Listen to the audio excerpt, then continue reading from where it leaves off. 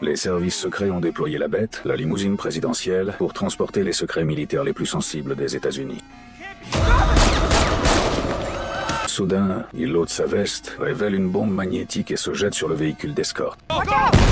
À ce moment-là, des terroristes cachés aux alentours abandonnent leur déguisement et lancent une embuscade coordonnée. Si la bête est entièrement blindée et par balles, le chauffeur fait l'impensable. Il arrête la voiture net. L'agent Choi appelle aussitôt des renforts par radio, mais découvre que le chauffeur est une taupe qui a déjà sorti son arme. Les réflexes de Choi sont ceux d'un élite, mais le vice-président reçoit tout de même un coup au ventre. Dans son dernier souffle, le vice-président remet l'objet top secret à Choi. Tandis que des hommes encerclent complètement le véhicule, Troy déclenche une grenade fumigène à l'intérieur de la voiture, puis arrache la goupille d'une grenade éblouissante. Attendant que la fumée atteigne sa densité maximale, il jette les deux engins hors de la voiture et disparaît dans la brume grise, tel un fantôme. Il arrache le téléphone d'un passant, force le déverrouillage facial et contacte le général Marshall au Pentagone pour avoir des instructions. On lui ordonne de se rendre dans une planque désignée pour être extrait, mais le général lui laisse un avertissement énigmatique et inquiétant. Ne fait confiance à personne. Le doute commence à le ronger, mais Choi ne dit rien, attend qu'il porte le secret, pour lequel le vice-président a sacrifié sa vie. À son arrivée dans la planque, les véritables intentions du général apparaissent clairement. Deux autres agents sont entrés dans le site en même temps que lui. Choi comprend que le général organise une cellule d'interrogatoire intense pour démasquer la taupe parmi les trois d'entre eux. Mais la sonnette retentit à nouveau. L'administrateur se souvient des ordres du général. Préparez-vous à accueillir 3 personnes. Or, une 4e personne est là, qui récite le bon code de contournement, Roméo 5. Après une hésitation, l'administrateur ouvre le portail, sans remarquer une 5e silhouette mystérieuse se glisser dans les ombres de la planque. Dès que le 4e homme entre et sort une arme de poing, l'instinct de Choi se réveille aussitôt. Un face